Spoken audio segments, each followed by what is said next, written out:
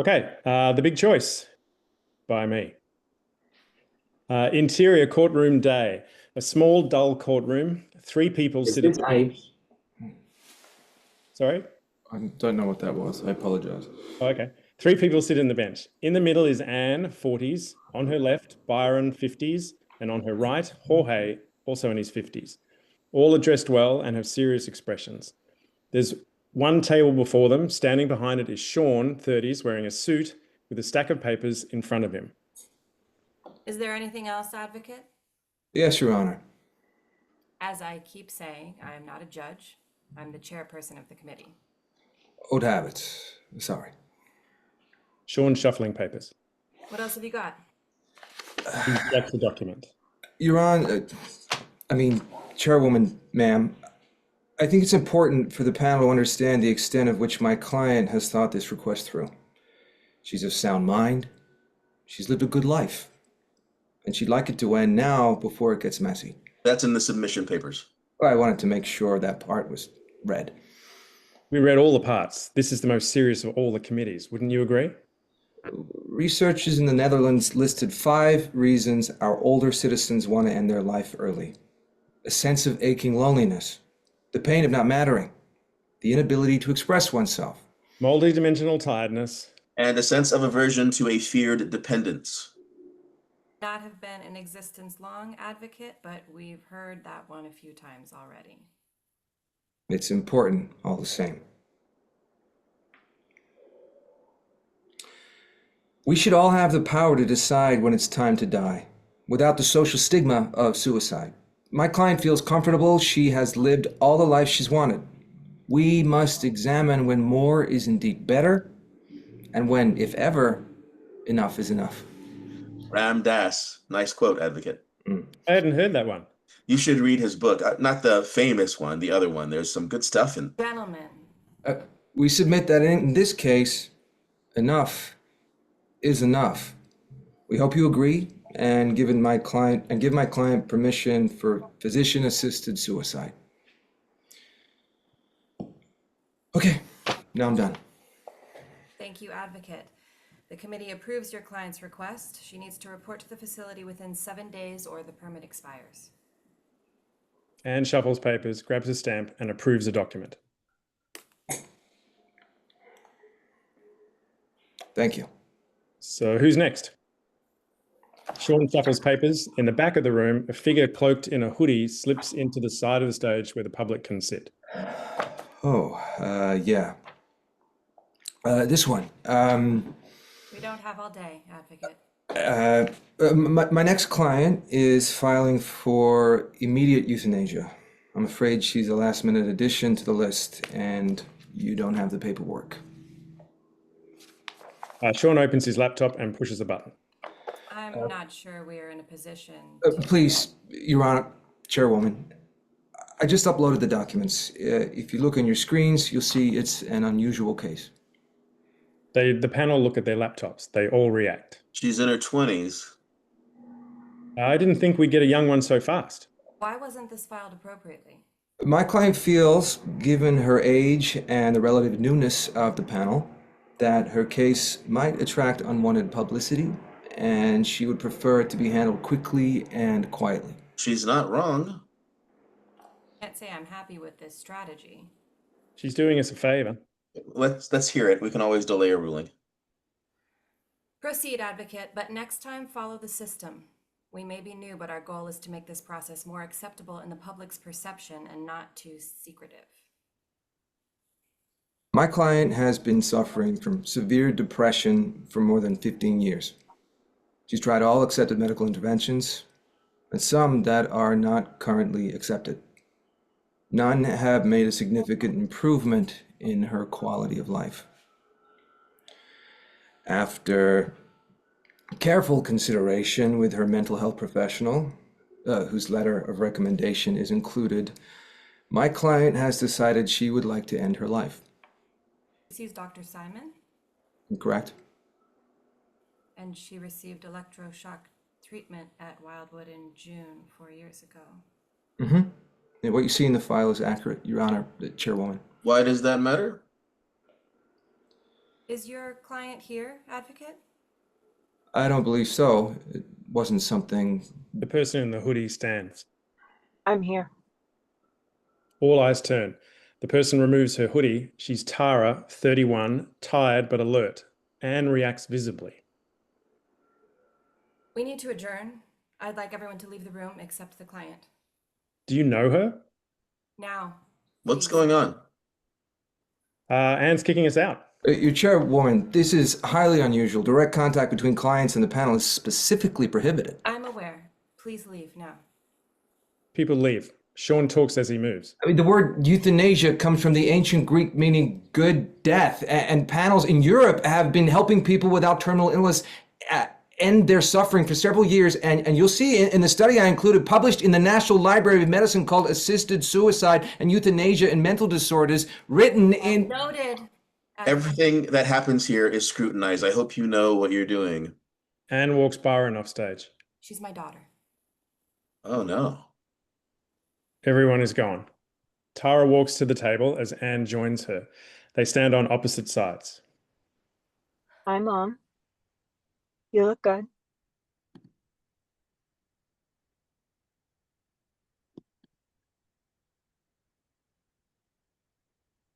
Anne? Turned off the recording. You don't have to. What are you doing? Applying to end my life. In the most legal way possible. You know what I mean. Not telling me, just showing up like this? I've been telling you. You just never listen. We've never discussed anything like this. I knew you'd say that. July 4th, barbecue. I pulled you aside and told you I can't go on like this. You told me to have a hamburger. You looked thin. August 11th, we had coffee near your office. I told you none of the treatments were working. You said... They're coming up with more all the time.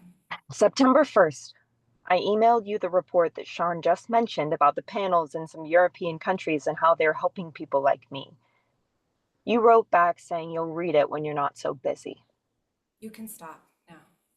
I have 3 more if you want. I get your point. It's time, Mom. I've had enough, literally and metaphorically. But what if I haven't? Or my daughter? You know better than anyone it should be my choice. It shouldn't be a choice at all. Says the woman spending her days giving people permission to die. Old people who have lived full lives and feel like there's no point in going on when they know life cannot improve. Why can't that describe me? Because you're 31. Oops. You have your whole life ahead of you. You sound like I'm asking to marry some rock star or a Mormon. Don't make light of this. Why not? This is surreal and ridiculous. We're arguing over my right as a human being to end my life. As if you, society, and the government not only have some opinion about it, you actually have control. You see how insane that is, right?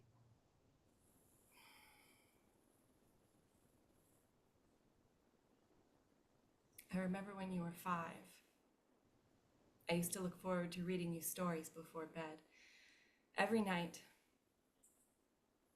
I loved wondering which ones you'd like and which ones would bore you. Don't make this harder than it already is. You're my child.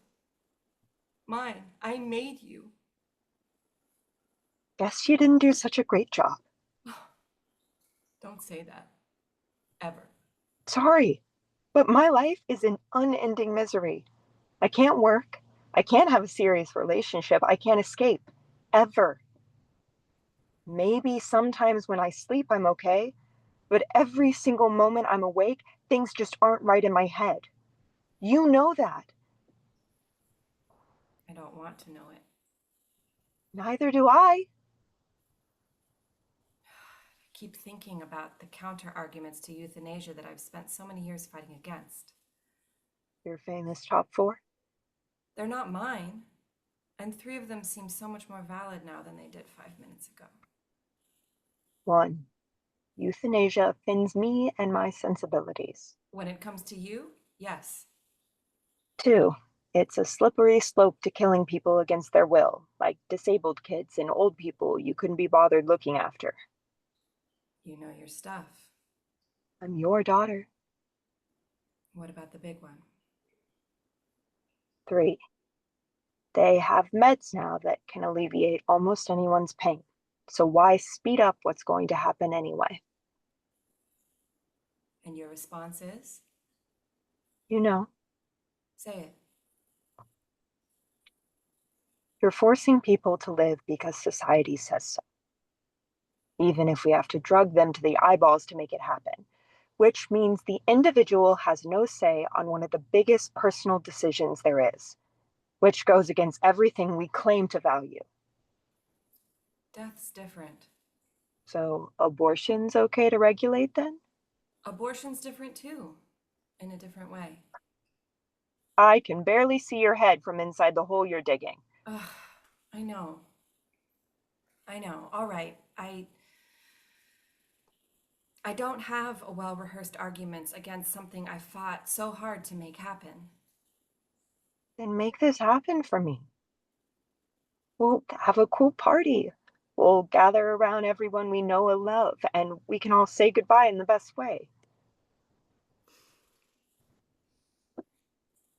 You're asking me to do something that I cannot do. I cannot kill my own daughter. Francis Bacon has a good quote on this. You remember him. The guy who wrote Shakespeare's plays? That's unproven, but he was an amazing guy. Big into science and death and all that fun stuff in the 1600s. You know I've written books on euthanasia, right? Then you know this quote. Death was after the fashion and semblance of a kindly and pleasant sleep. Let me go to sleep and find the peace I've never had. I'm going to die anyway, guaranteed. This isn't just about you. It's entirely about me. Don't be selfish. It's about me too. And your father? The man who hasn't spoken to me since my 16th birthday. Doesn't mean he doesn't love you. Kind of think it does. And you're clutching at straws now. Losing you will break my heart. Then quit this job. Go do something else. Because you're not suited to the task. Don't be cruel. You know in your heart it's the right thing to do. I know you know. You're just wallowing in memories and false hopes. I am wallowing in the idea that we can't have these arguments when you're dead. And arguing with you is so much better than never speaking to you again. Do you understand that? That's fair. I know you're suffering. And I know it's horrible, but you're here. You exist. You're with me. And even if you don't realize it, your mere existence gives your life meaning. To you, not to me. Exactly. When you die, you won't exist anymore. You will cease. And I will lose my greatest love. The one thing I am the most proud of for the rest of my life. Don't tell me your death is all about you. Your absence from this planet will have an impact on me and everyone else who loves you.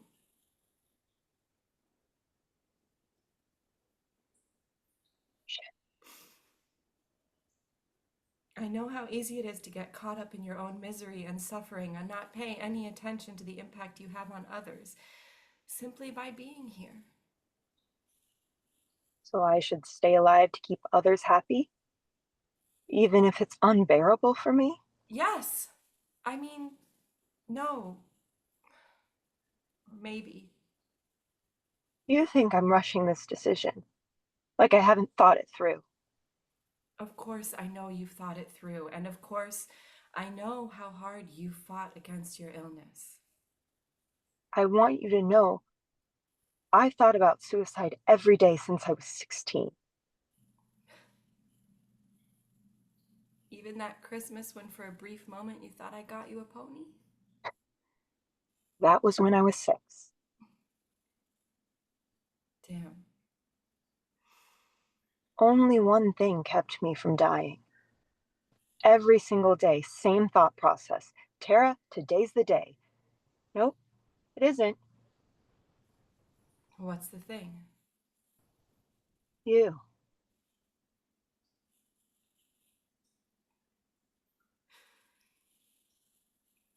Baby, what you're asking? It's the hardest freaking thing you'll ever be asked, ever. Harder. I don't want to die without your permission.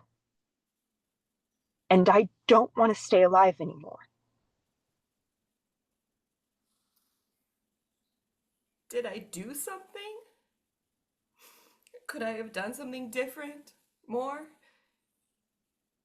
Don't go down that rabbit hole, Mom.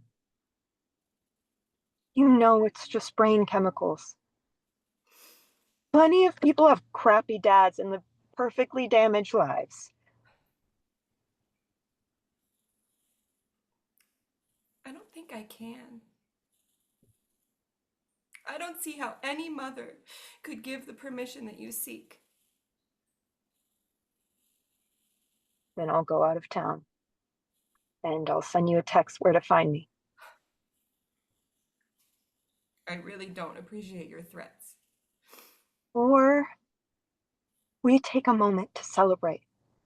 Focus on all the good times we've shared. And there were some. There can be more if you stay with me. Don't do that.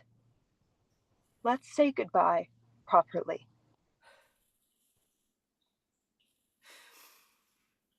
Well, even if I agree, who's to say it won't open a floodgate?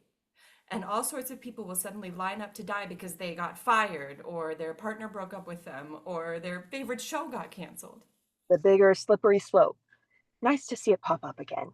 You left out the one where their football team loses. You know what I mean.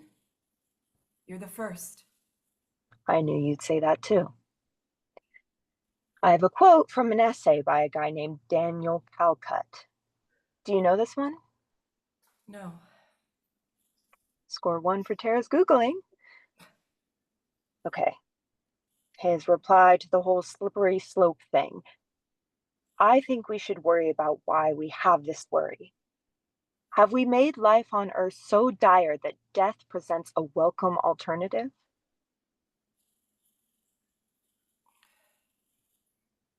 Well said. What a succinct asshole. You would have loved him 5 minutes ago. Maybe. He also says this. It's undesirable in a free society to make people prisoners of existence. He's good. That's me, a prisoner of existence. And you know better than everyone, because you're in the position you're in, that if some idiot who is not a prisoner comes here asking to die because they can't get laid, you'll say no. I don't wish for that day. It's coming.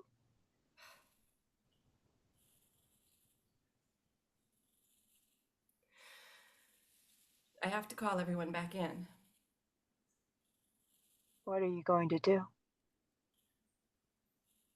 I don't want to make any decision. This isn't something any mother should be expected to figure out. You're not any mother. You're chairwoman of the panel who decides these things. You've written books and devoted your professional career to helping people shuffle off this mortal coil with dignity. People. Not my daughter. I'm still people. Just cuter.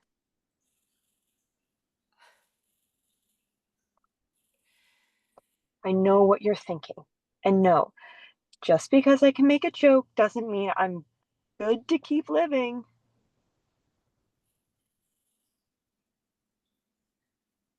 You know I won't recover. Don't be so dramatic. Oh, says the woman wanting to die because she feels sad all the time. Low blow. Sorry.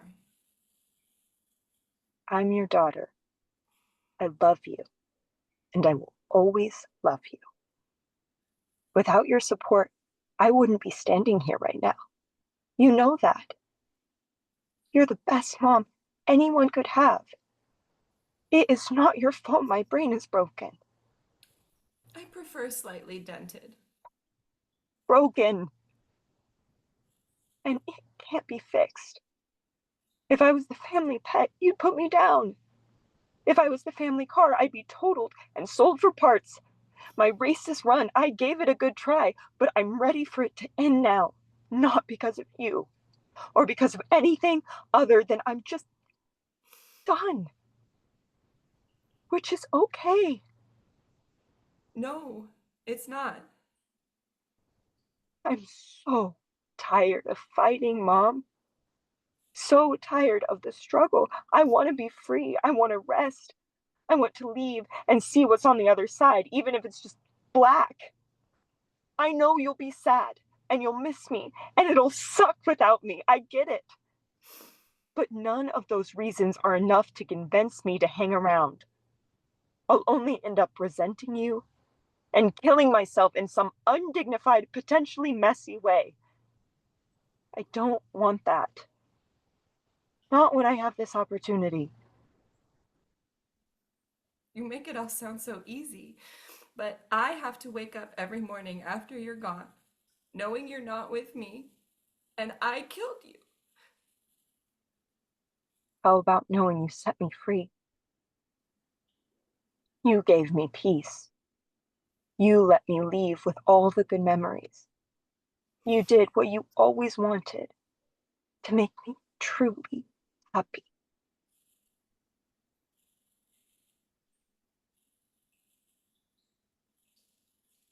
I have never loved anything or anyone as much as I love you. I hope you know that. I feel the same about you.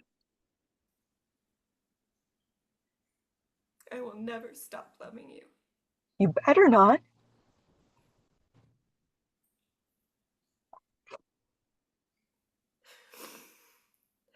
There's a hippopotamus on the roof eating cake. Pardon? That one was always my favorite. Of all the books you read to me,